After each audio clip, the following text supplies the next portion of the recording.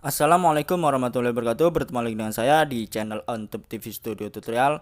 Pada video kali ini saya akan membagikan tutorial cara menghilangkan atau memblokir iklan pada aplikasi bawaan Xiaomi, lebih tepatnya ke MIUI 9 ke atas. Semakin kesini iklan tersebut makin liar, seperti contoh pada aplikasi File Manager, musik, tema, dan lain sebagainya. Oke guys, tidak perlu panjang lebar lagi, kita langsung saja ke tutorialnya. Kalian siap?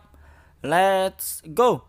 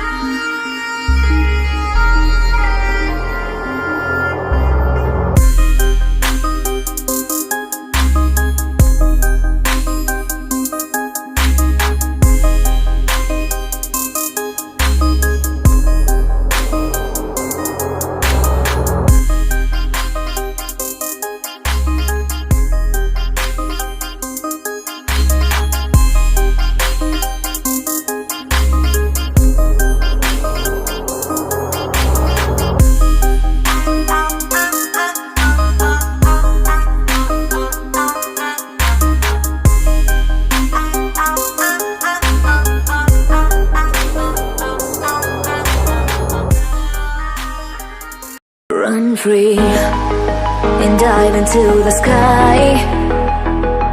Here go